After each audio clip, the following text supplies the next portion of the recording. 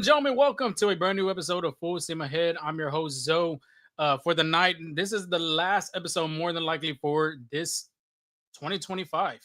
It's been a busy week, and I'd say really 2 weeks. We haven't talked to y'all since I think the beginning of December, and just all our work schedules have been busy. Of course, we have our family time too. Christmas is around the corner. Literally, if you're listening to this episode on Christmas Eve, happy holidays and Merry Christmas to all your loved ones and your friends and your family, as well as Christmas Day. And then, of course, New Year's Eve, New Year's Day is like 1 week away. So, more than likely, this is going to be our last episode of the year. If something dramatic, something huge, then me, Angel, or Esteban, or all three of us, two of us, we'll see if we can get on and try to do a quick and impactful episode regarding on the move, whatever the Astros get. If it's something small like a minor league player or just a small player like Mike Burrows, I mean, we might just hold off till 2026. But it's been a long time. Appreciate each and every one of y'all sticking with us for the last remaining of the year. Like I said, happy holidays and Merry Christmas to your loved ones, to your family members, to your friends as well. Here at FSA, we say Merry Christmas to and happy holidays to each and every one of y'all.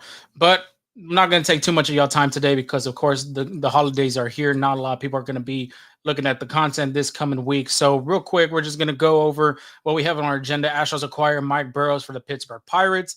Slow winter, I would say. The winter meetings wasn't a huge dramatic boost for the Astros. Of course, that's where you would get your stars. I remember last season, post-winter meetings, they traded away Kyle Tucker. Next thing you know, they went to go sign Christian Walker, acquiring Isaac Paredes, Cam Smith, as well as Hayden Wesneski. And I'd say this winter has been a very slow one, not just for the Astros themselves, but for other organizations out there. I don't know if you've seen the signings from starting pitching.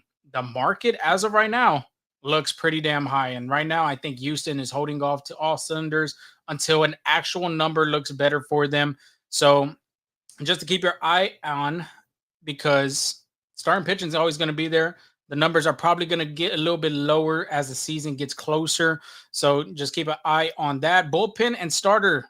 Dana Brown did hint on some things that Houston could be looking into after acquiring Mike Burrows from the Pirates, and some miscellaneous things. Of course, we've seen the Jerry Pena news, of course, as well. Isaac Paredes is getting some playing time over there in the Mexican Winter League. So we'll talk just briefly about that and everything like that. But before we get started, of course, you see our little thing at the bottom where you can find us on our social media platforms, from TikTok, Twitter, Full Steam Ahead, FSA Full Steam Ahead on Instagram, as well as our YouTube channel. We are always there. We're going to be busting out some new content and some interviews with some players this coming new year in January. Of course, we got TriStar. Next thing you know, we got FanFest, as well as the Astros Media Lunches. So we got some things coming soon. Yes, it's been a slow offseason for us as well, trying to find some ways to get content going on, everything like that. But we appreciate, like I said in the beginning of this episode, we appreciate each and every single one of you sticking to our sides, even though, like I said, lives have been busy. Life is always going to be there. Our family is always going to be number one. So cheers to that, as well as the audio platforms. Of course, you can find us on Spotify. We can see us on Apple Podcasts. Wherever you get your podcast, we are there. Like, rate, subscribe, give us some comments, give us some feedback, hit them stars. We did pretty well on usually Spotify has this rap thing, not just for music, but podcasts as well. We've done a little bit bigger than we did last year. So that's just making everything go up and making us look good for the future of this podcast. But of course, I mean, I'm having a little bit funny trying to talk some words out of this. It's been a while. I'm a little rusty. So apologize in advance for all this rust that I have from communicating with each and every one of y'all. But let's start off with Mike Burrows. I mean, that was an interesting name for Houston. Of course, it is not the home run hitting names like the Ranger Suarez's, the Dylan Cease, the Framber Valdez, the Michael Kings. Nothing like that was going to be for Houston. And of course, if Houston was going to get a starting pitcher, it was going to be more likely in the trade market. But I don't think a lot of Houston Astros fans had a guy from the Pittsburgh Pirates on their bingo card. But what we'll get to his numbers here in a second. And to me, it makes sense. And it's a decent, good move for the Astros starting rotation. But this is per Ken Rosenthal and Chandler Rome. Of course, this trade had gone down on Friday. My wife was graduating from college, so of course I was gonna pay attention and just have my whole vision on her and celebrating that day with our family. But this is what they said: the Astros are acquiring Pirates starting pitcher Mike Burrows in a three-team trade with the Tampa Bay Rays, the Pittsburgh Pirates, and the Houston Astros. Of course, the Astros did acquire Mike Burrows. Houston did trade away outfielding prospect, and of course, Nationals number two prospect that played some outfield for the Astros this season was Jacob Melton, and right-handed pitching number one prospect, I'd say the number one pitching prospect in the Astros farm system was Anderson Brito. So that was an interesting move, and I do say I believe is just a slight or just more of an overpay for this deal to be done. But at the same time, too, Houston knows what they were trying to do, and they knew what they were trying to get. You heard Dana Brown say it day by day, especially at the winter meetings. They're looking for controllable starting pitching, and this is what they got, and this is the best what they got. And honestly, his numbers aren't bad, and I think this is just an improvement. And I just want to remind everybody, think about Garrett Cole. Garrett Cole came from the Pirates organization, came to Houston. Of course, the player development here, the pitching analytics and everything like that, the pitching coaches as well, played a huge monumental part of these pitchers with Garrett Cole, with Charlie Morton, who was a former Pittsburgh Pirate as well. The list goes on and on. I can go and talk about these pitchers, and it comes from Brett Strom, it comes from Josh Miller, it comes from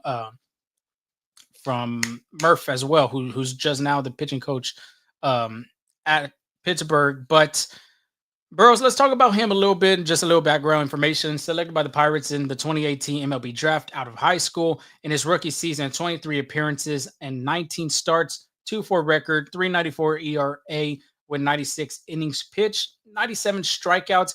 And I would say too, the walk rate is really good and didn't give up a lot of walks as well. And among rookies, I think this is an interesting little nugget that you can find promising out of this statistics. 394 ranked third against rookie pitchers, a 9.9 strikeout per 9 innings that ranks second among pitchers. And then just to finish it off, in the second half of the season, he looked really dominant, looked good for Pittsburgh. In his final 8 appearances, which were 5 starts, posted a 2.22 ERA from 20 innings, only giving up 7 runs, as well with 28 strikeouts.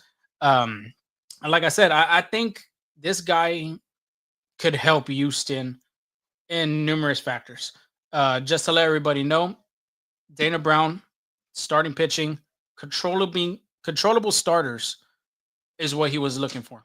He wanted guys that, he's going to have for quite a while in this organization. Of course, you would want them to be to 2028, 2029, 2030. Well, Brown got Burrows, and he's under contract till 2031. So he's still going to be under arbitration and all them hearings in the future. Of course, he just coming off that rookie season in 2024, as well as in 2025. That was the official rookie season for him. So he has 2 years under his belt in the major league level. And not to mention, like I was saying, and we posted a little video, and I'm sure numerous of Astros content creators out there have put videos of Mike Burrows' off-speed mix. If you go look at it, Pitching Ninja has a bunch of them, as well as the Pittsburgh Pirates DTC, which is direct to consumer, their network at something Pittsburgh, as well as the Pirates. I'm pretty sure they got some videos under their belt. But if you go look at his pitch mix, he has a great mix of off-speed pitches. A lot of pitches that he could go at some secondary pitches instead of the fastball. And what hurt him last year was the four-seamer. And I want to talk about Dana Brown too here in just a sec, what he would like to do with Burrows in the future of this club. But his four-seamer, a lot of hitters taxed it really good. Opponent batting average 326, slugged 529, expected WOBA 387. It was difficult for Burrows to get any guys out with that fastball. And he would go to his best stuff, which was the off-speed mix. And if you go look at his Baseball Savant page, 9 off-speed run value, which is really good in the 97 percentile, has a changeup, has a slider, has a curveball, and has a sinker. The most successful pitch, and I will remind people of a pitcher I'm going to compare him to with this pitch, is the changeup. He has a great movement of that changeup. The break on it looks really good. And opponents' batting average against that pitch is a 147. The WOBA is a 199. More strikeouts and more punchies out of this pitch out of any other in his arsenal with 50 strikeouts. And if you go look at the splits between left-handed hitters and right-handed hitters, more than likely you're going to see the left-handed hitters get this pitch more compared to the right-handed hitters. And I'll even give you the little percentage who gets most of what pitch. Left-handed hitters, 34% of the time are going to see that changeup compared to the right-handed hitters who see it about 14% of the time. And then you think about it too, when you got the righties, I mean, it's a good pitch for Burrows to put in is that slider sweeper movement. That's where you're going to see more of that pitch go into right-handed hitters, which was a very heavy pitch to them with a 31%, as well as 7% going to left-handed hitters. So has a great, like I said, great mix of his pitches. The break as well, the horizontal movement, the vertical movement, they're all right there. And of course, this changeup, I'm going to go back to 2024. I mean, he threw it a lot, 26.5% of the time, 23.7 ended in 2025. Just to remind people too, these numbers right here for 2024, got to remind everybody that he didn't pitch a lot of games in 24. Like I said, his full rookie season was just last year in 2025.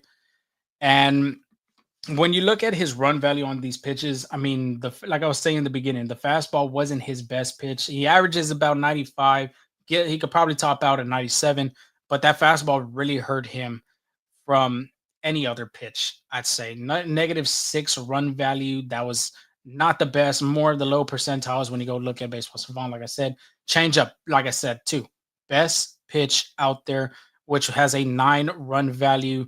Slider has a 1, curveball has a -2, and the sinker has a 2 as well. So this is a good pitcher. Houston and this pitching staff could look into in developing into a good number 2, number 3 starter in this rotation. I'm not saying Burrows is going to be the number 2 guy. I'm not saying he's going to be the number 3 guy because we have yet to see him pitch out of spring training.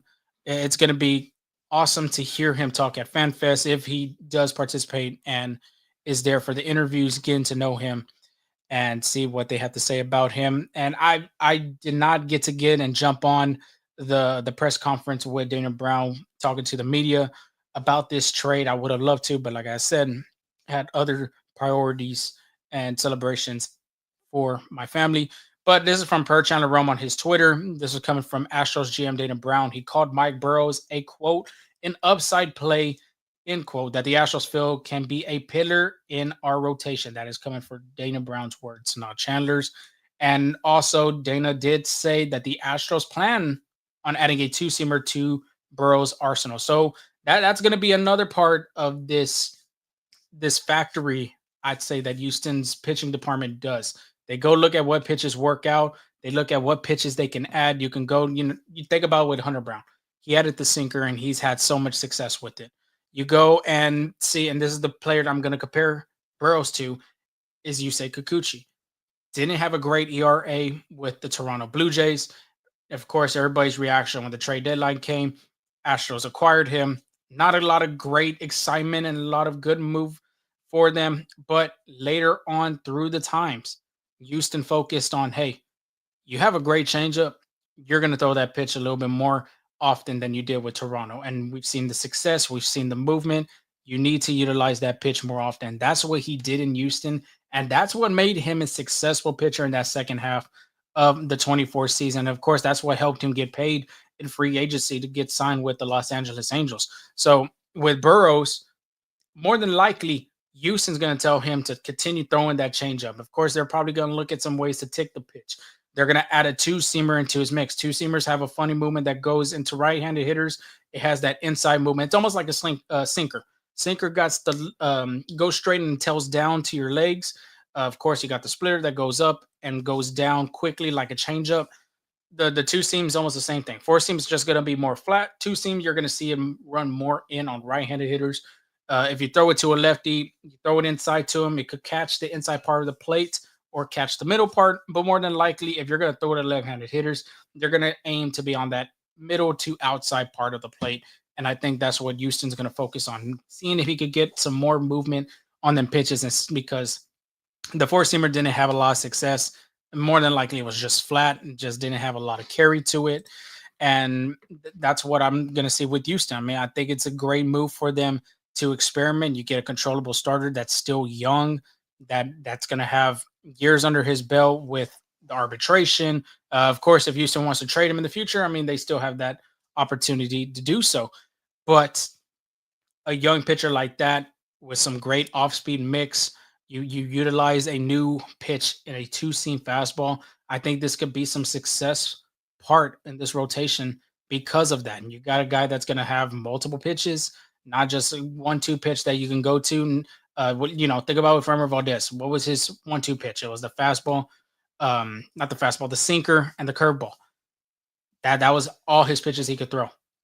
Let's be honest. He has a great fastball, but he didn't throw it a lot. He felt more comfortable more than anything throwing that sinker and that curveball, and that's what helped him get to where he, in these past years with Houston, he's done a really phenomenal job.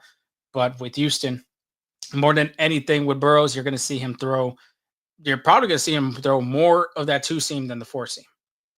And if they could get the four seam back on track, that's just another great, alternative to go to in his arsenal. Of course, you're going to see the fastball, the changeup, the slider.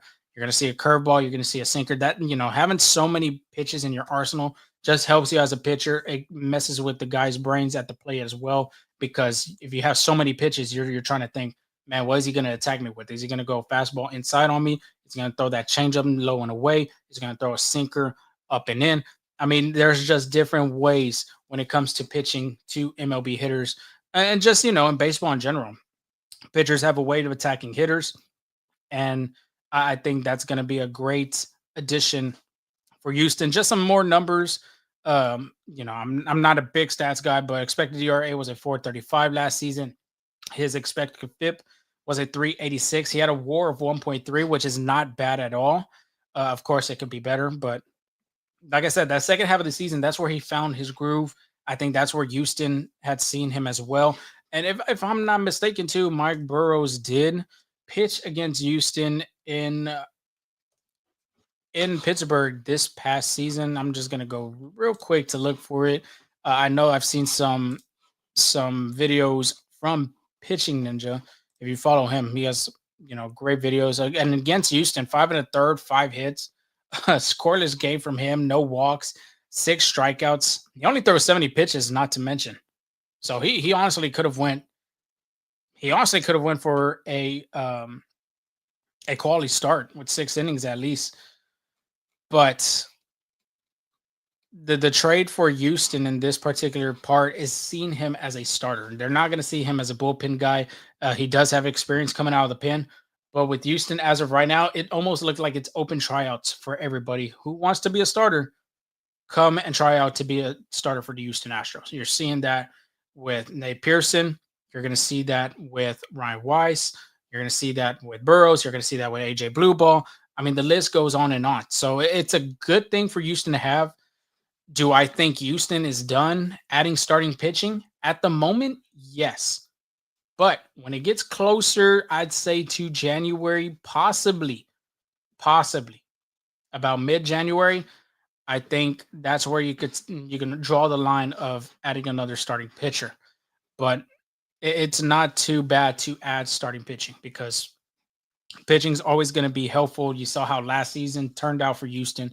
You saw how 2024 planned out for Houston as well. Starting pitching really hurt them for the playoffs and trying to make a push for the playoffs last year. It just did not happen. Hunter Brown had a good season last year. He even had a great second half of the season in 24. Framber Valdez, second half of the season just was not there for Houston. Of course, with the off the field stuff, during the games, of course, you could take that aside. We're not going to talk about that. But of course, Christian Javier coming back from injury last season. So there was a lot of factors why Houston didn't play in the postseason last year. Injuries was number one, but more than anything, the staff. You did not have a complete starting rotation because you were getting guys with Cohen Gordon, you were getting guys with AJ Blueball, as well as Jason Alexander. So you're having different players here and there come and try to start a game for Houston, try to put some quality innings for them. And of course, not to mention too, like we said with the injuries, the bats. It was just not there. I don't know why Darth Vader is showing on my screen. Just give me a second why it's doing that. And let's see. Got to change it to the original camera. This is not what I wanted to see on the last episode, but bear with me, everybody. I'm going to do my best to get it going. Let's see. Let's see.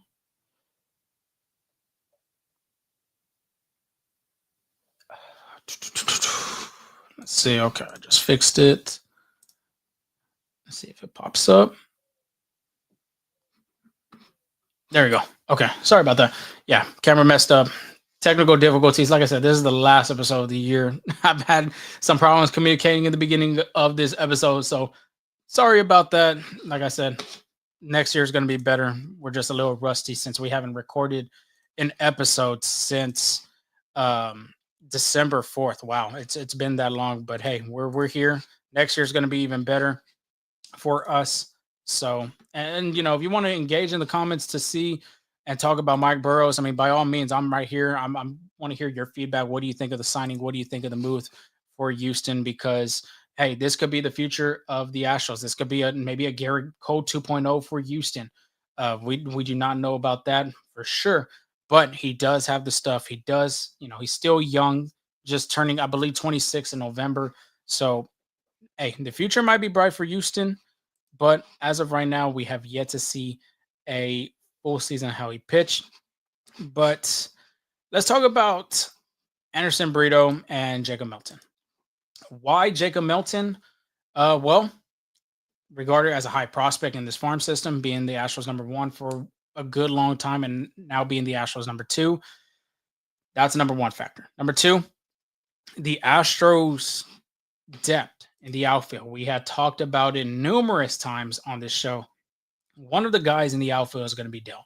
It's going to be either Zach DeZenzo, it's going to be Zach Cole, it's going to be Jacob Melton, Jake Myers, Jesus Sanchez. Those were the guys that we had mentioned that are going to be possibly being traded at this coming winter or in January, February, maybe into spring training. Sure enough, it was Jacob Melton. I think he was a great defensive outfielder. He could play the corners. He could play, grab some range in the holes and left and right. Obviously, has some plays in center field. He has a good quality contact, good speed as well. So I think this was just the right move because Houston saw something promising with Zach Cole last year in that second half of that season, really in late August and the September month.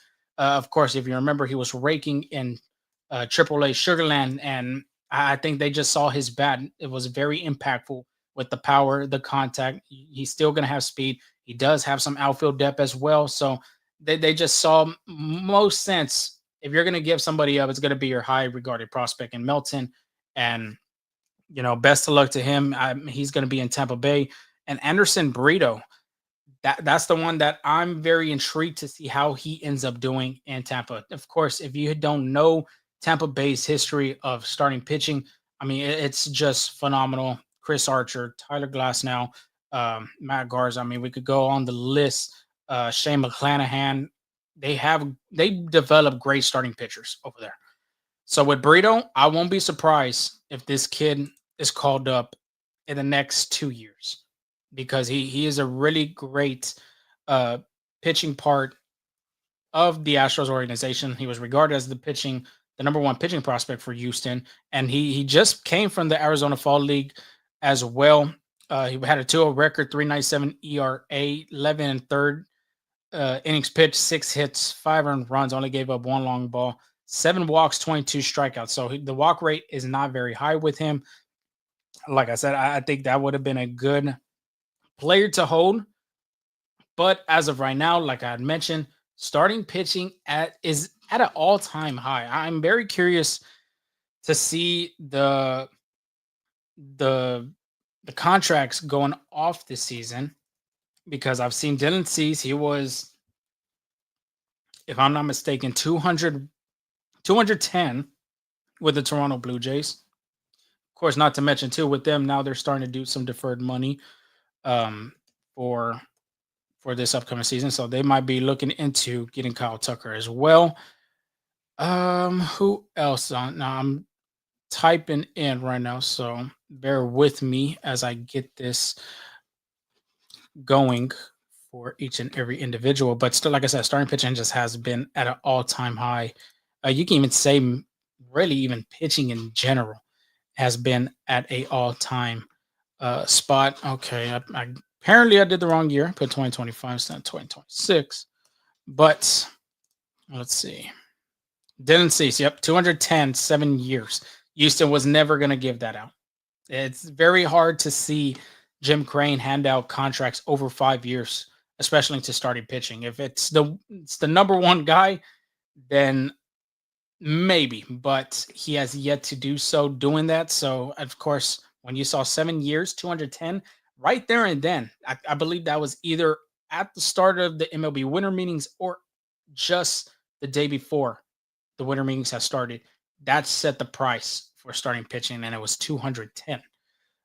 Michael King, 3 years, 75 million. Sport Track got that correctly. Spot Track, my mistake. Got that correctly. He just re-signed with the San Diego Padres. Edwin Diaz, 3 years, 69 million. Devin Williams, 3 years, 51 million. Okay, now I'm just naming relievers, 3 years, 45 million. But like I was just mentioning, the pitching, just in general, prices are very high. This was a guy that I think Houston would have loved to sign if the price was right. 2 years, 40 million. Merrill Kelly goes back to the Arizona Diamondbacks. So Arizona won that trade with Texas getting Merrill Kelly back in a Diamondback uniform. But 2 years, 40 million, that is I have to say, an insane number for a guy that just turned 37 not too long ago in October.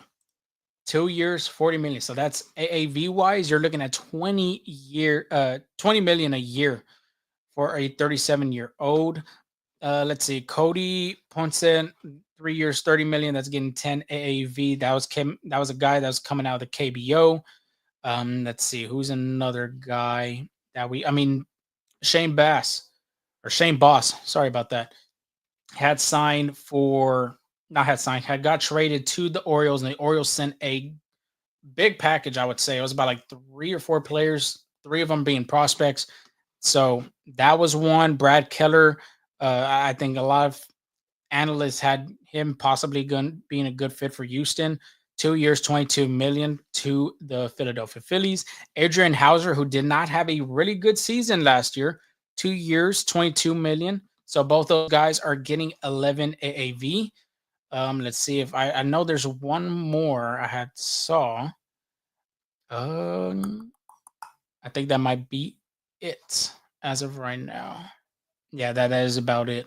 But my point is, in all of this, starting pitching has come at an all-time high. Houston right now, and you've seen the free agents as of right now. Framber Valdez hasn't gotten a big number. Ranger Suarez hasn't gotten a big number. Zach Gallen's another guy that's still on the free agent market that hasn't gotten a big number.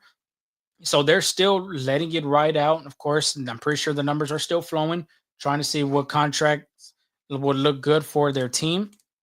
Well, even really for their future, and see what team they're going to go for.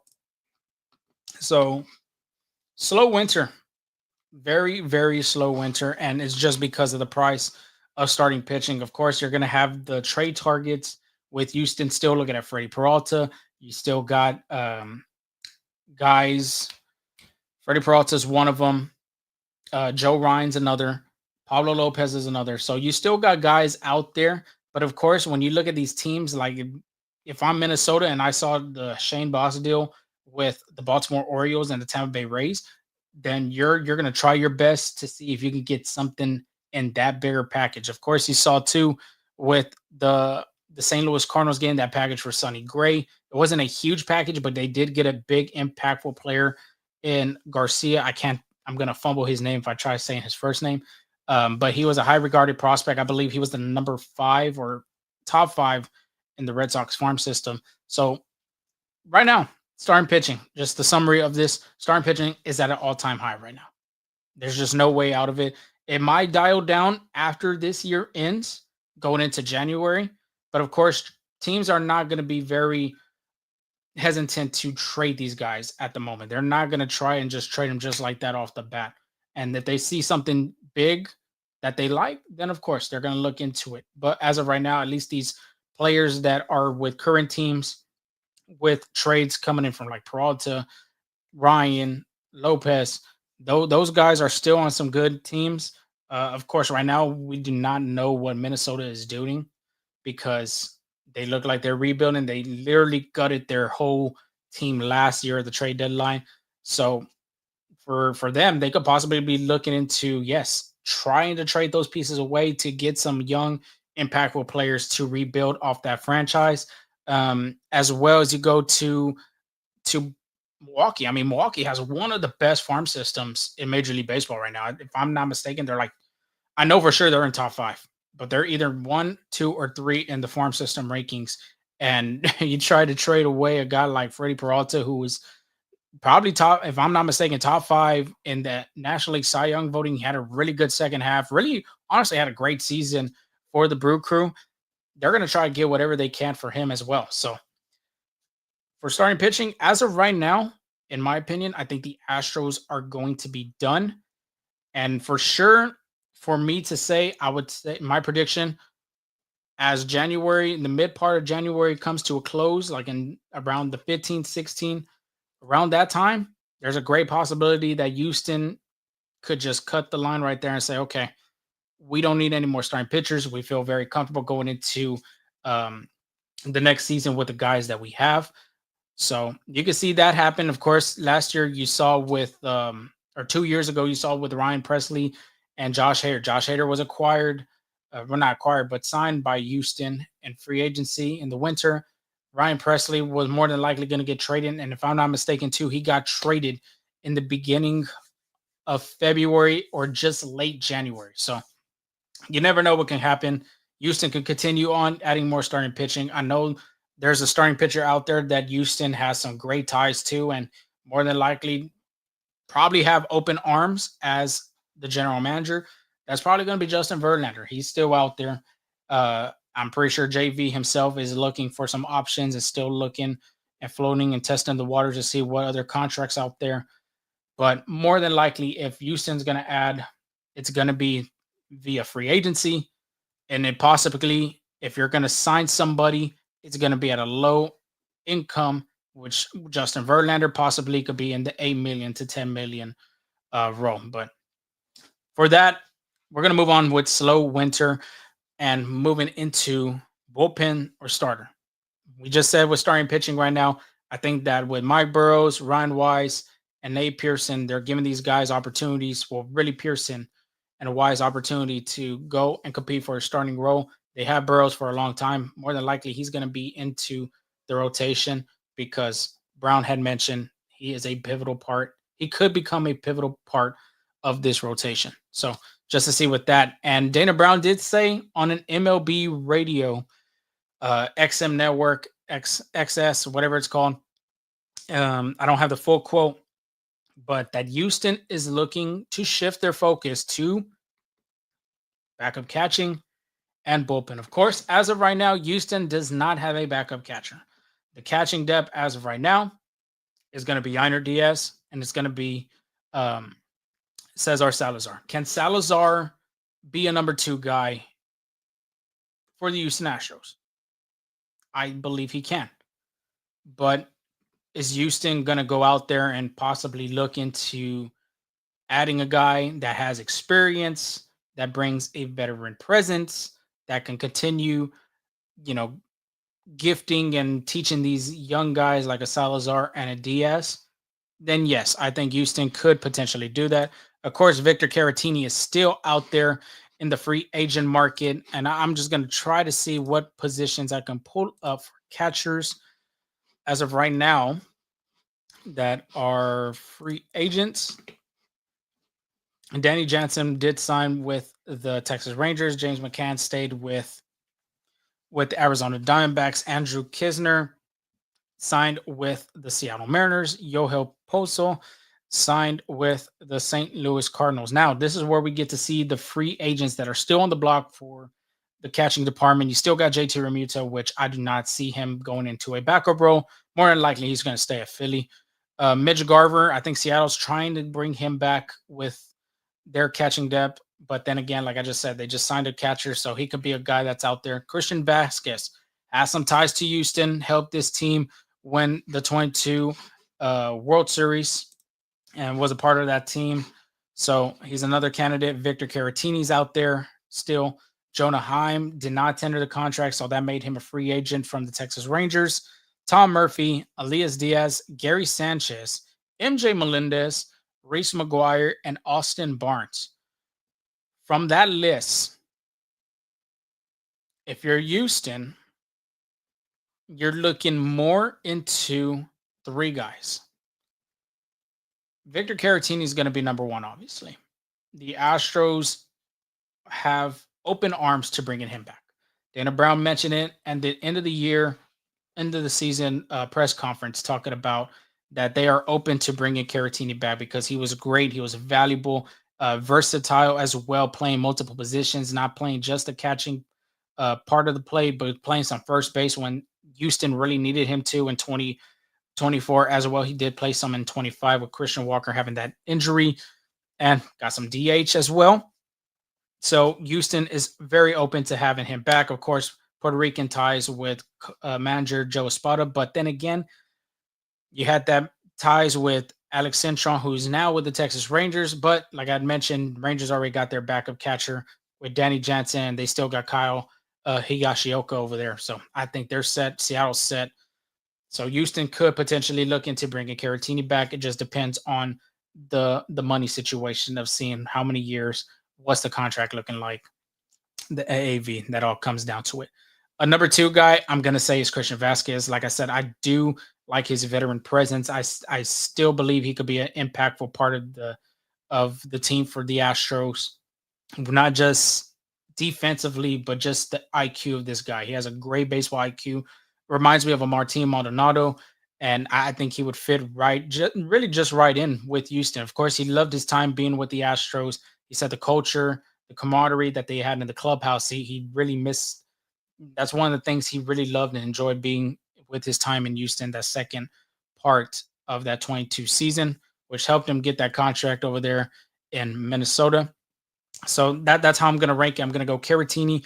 I'm going to go Vasquez as number two. And then number three, it's going to be an interesting one. I don't know. A lot of Astros fans are open to it, but I believe Jonah Heim could be a good option for Houston. Of course, a former Gold Glover. His offensive season last year was not pretty, I will say about that. But this is a switch hitting catcher that you can put in different situations, coming into game situations. If Yainer Diaz isn't hitting well, or if, let's say, some type of situation with first bases, for instance, Christian Walker needs to get pitch hit, Yainer can go to first, or Jonah Heim, if I'm not mistaken, I think he has some experience playing some first base. You could put him there, but I just like the part of he still is a valuable catching option that could be behind the plate, Gold Glove presence. The pop time's still there. Still a young player too, with a 30-year range. Well, that's how old he is, 30 years old.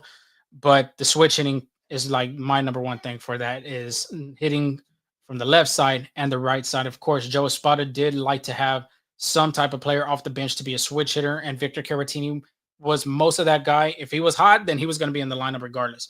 But if Caratini wasn't in the lineup, Espada felt very comfortable putting him in some late game situations, and he really produced. That's why he had the nickname Clutch Caratini from the Astros social media world, Twitter pages and everything like that. So that's how I would rank him. If it's not going to be Caratini for the Astros, I think Vasquez would be the number two guy that Houston could look into. And number three, for me, I think it would be a good, valuable option for Houston, would be Jonah Heim. It just depends on what his contract, what he's worth, and stuff like that. If you want to look at his stats real quick, last year, um, let's see. I thought I had it right here. Nope, we're looking at career earnings, and not to mention too, he's very, very healthy. I mean, 23 didn't. He only had one wrist injury, and you go back to 2021 with COVID in 2020 and 2021. He had reason was for COVID-19. So you're getting a guy that has 5 years of experience in the league, still a young catcher. I'm pretty sure some teams are out there looking to maybe put him in a starting position spot. I'm pretty sure himself he's looking to putting at a starting position as well. Okay. So my camera wants to act funny right now. I don't know why, but it wants to act funny. So I'm going to have to use my computer camera instead of my actual camera, which if you look at my computer camera, it just does not look really pretty. But we are almost done with this episode. Bullpen help as for Houston. What Houston could look into is adding a number, a guy that's going to hold some games. Because you got your back end set. You have Brian Abreu coming in the 8th, and you got Josh Hader coming in the 9th. You've seen valuable guys last year that stepped up with Brian King. He did a really good job. And of course, after that, I mean, there were some different ways you could put. Ben Souza was another guy that you could put in them situations. Caleb Orr had a lot of injuries last year. And just some of the bullpen had a lot of injuries. Souza did have some injuries too. So what Houston is going to probably look for is a guy that is going to be healthy. And I think that's just the overall offseason for Houston is to look for healthy options. Because the bullpen is going to be another thing that Houston is.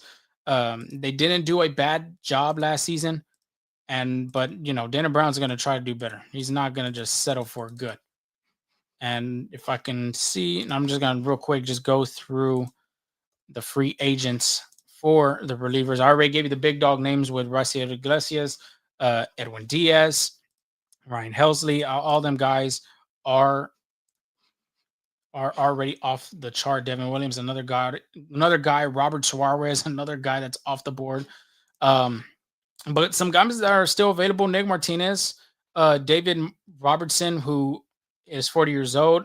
That's why he didn't sign with the team until late last year. Kirby Yates, another old reliever. I don't want to say old, but more like veteran.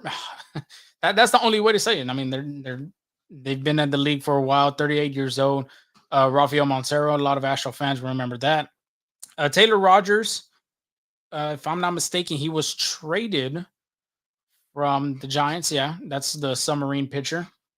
He's still a free agent. Jose Leclerc, Tommy Canley, Pierce Johnson, Paul Sewald, Jake Jonas, Evan Phillips, Luke Jackson, Liam Hendricks, Jonathan Loaiziga, Andrew Chafin, Ryan Brazier, Ryan Stanek, another former Astro, Chris Paddock, Pete Fairbanks, Hunter Harvey, Sir Anthony Dominguez. And I would say them are probably one of the more mid-tier relief pitchers that are still available. If you're Houston, you'd like to see, for me, my personal opinion, Jonathan Loaiziga is a good pitcher, has a lot of good movement. I think Alex Bregman said, if I'm not mistaken, don't quote me, that one of the toughest pitchers he had to face was Loaiziga, and that he was with the Yankees. If everybody knew where he, the team that he originated from. Liam Hendricks, that one's a tough one. I like the days of being with Oakland, being with the White Sox. With Boston, he wasn't bad, but I think he still can be an impactful reliever for the team.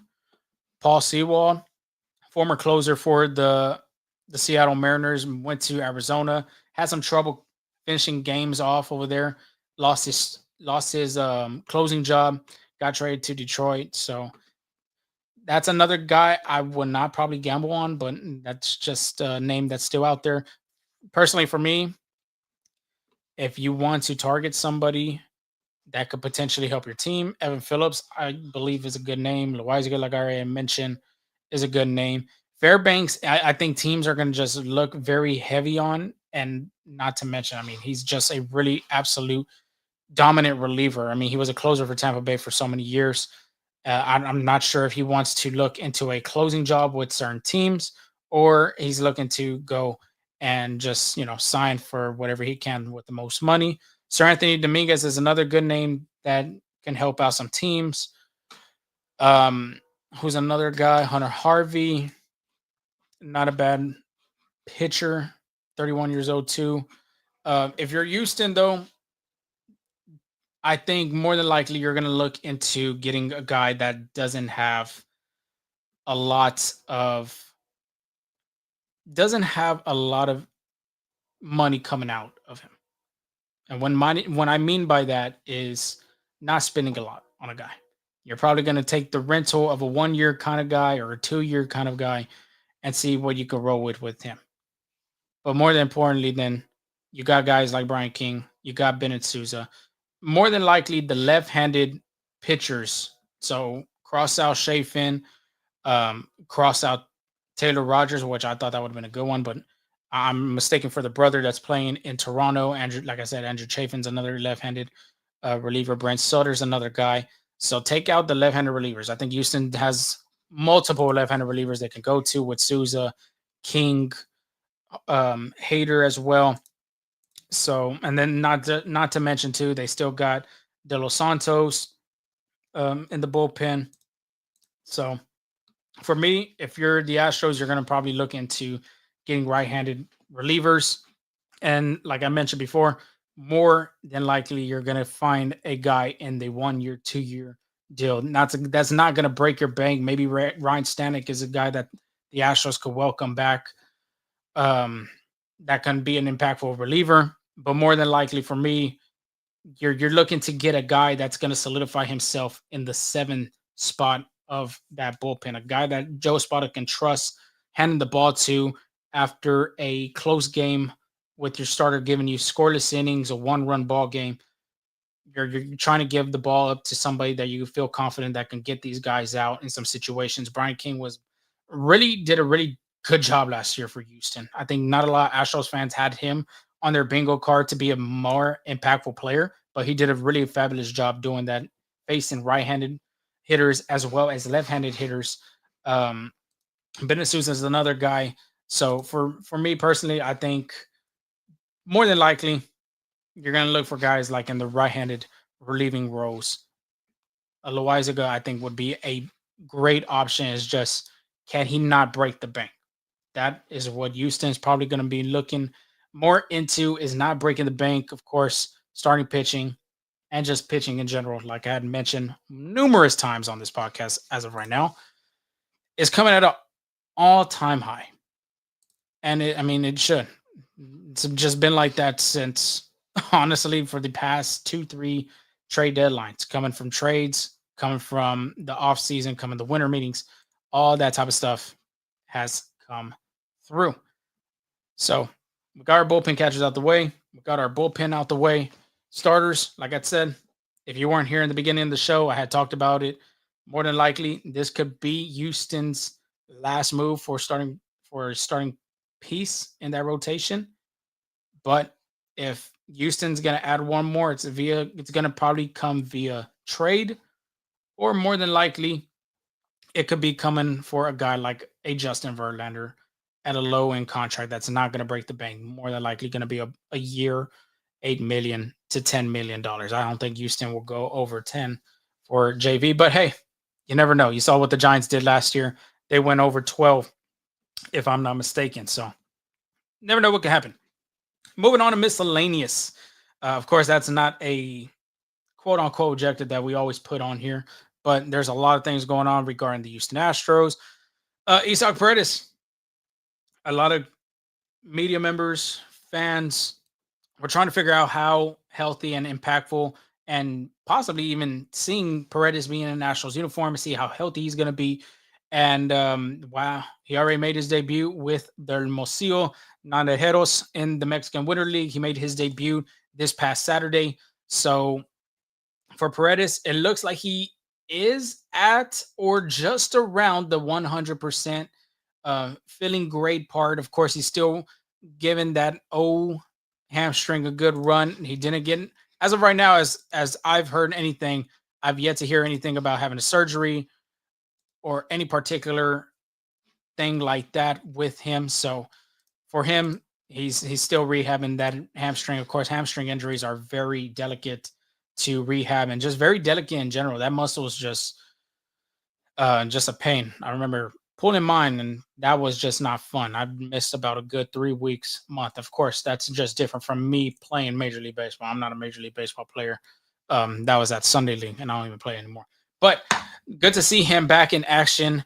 It'd be interesting to see what Houston's still going to do. They still have this dilemma of the infield being so congested. Who is going to play what position? Is Christian Walker going to stay at first base, or is he going to be dealt? Is Isaac Paredes going to play some second base, or is he going to play some first base? Is he going to get dealt? As of right now, I mean, I just think the Astros got to ride with it. I believe Houston does not want to play Yordan Alvarez a lot in the outfield, and you really cannot blame them. They want to keep him as healthy as possible. Yordan really hasn't played a healthy full 100-game season in quite a while, if I'm not mistaken, maybe since 2022. So they would love to see him be healthy and not utilize him in the outfield. What do you have with Jose Altuve? You're going to put him at second base. You're going to put him in left field. More likely, in my opinion, he's a good fit at second base. The experiment in left field was good. It was decent. It was a good run, I'd say, for the Astros. But at the same time, too, you have to put young guys, young athletic guys. Not saying Altuve's not athletic still, but you got guys like Zach Cole. You still got Jake Myers as of right now, too, that's still patrolling center field. So you could put a Zach Cole over there. You could still put a Jesus Sanchez over there. You could put Zach DeZenzo in left field as well. So you still got the youth. You still got them type of players that can still play that part of the outfield. But it's just so difficult for Houston as of right now to see who is playing what position. Carlos Correa is still at third. More than likely, he's going to stay at third base. I just do not see him moving to a shortstop role. You still got Jerry Pena that's going to be playing at shortstop. And as of right now, I just do not see Houston moving him. I just do not see it as of right now. So JP3 is going to stay at shortstop, second base, and first base. Sorry about that. That's where we get to the part of plugging and placing some guys. If you're going to put Isaac Paredes in second base, or you're going to put Jose Altuve at second base. If Isaac's playing second, then where are you going to put Altuve? You're going to put him in left field, or you're going to put him on the DH. That goes with Alvarez as well. If you put Altuve at second base, more than likely you're going to see Isaac Paredes at DH, and Yordan Alvarez is going to play in left field. More than likely, and majority of the time, you're going to see Yordan Alvarez be in the DH role compared to Isaac Paredes. So there's still some question marks regarding the congested infield. As of right now, that's the squad who they have right now. And I do like their lineup with those players in it. Isaac Paredes, for me personally, I think it'd be a mistake for Houston to trade away. He's just a much impactful bat. The stadium fits just right in for him. Pulls the ball heavily to the Crawford boxes. Was a great bat in that lineup, not to mention, too, the play discipline, the way he had his quality at bats, making those pitchers throw more than 6 pitches to 10 pitches an at bat. So for me, I think Isaac trading him away would be a mistake. But I do see the other part of this game of you need a great defensive first baseman. And Christian Walker is a great defensive first baseman. Yes, last year was a little sticky for him. Didn't get a finalist for the Rawlings Gold Glove. But hey, you still can't take that away from him. He's still a good defensive first baseman. It's like Paul Goldschmidt. He's still a good first baseman as well. Of course, the age comes up on time. Christian Walker, if I'm not mistaken, in his mid-30s. But at the same time, too, if you do trade away Walker, he has his no trade clause. So he has to pick teams that he would like to get traded to in order for a trade to happen. But what I was going to say as of right now, who do you put at first base if you lose Christian Walker? There's not a lot of players you can really put there. Honestly, to me, it would reminisce of 2024. You had John Singleton, Mauricio Dubon. You even had Yainer Diaz play a game or two over there. Victor Caratini as well played over there.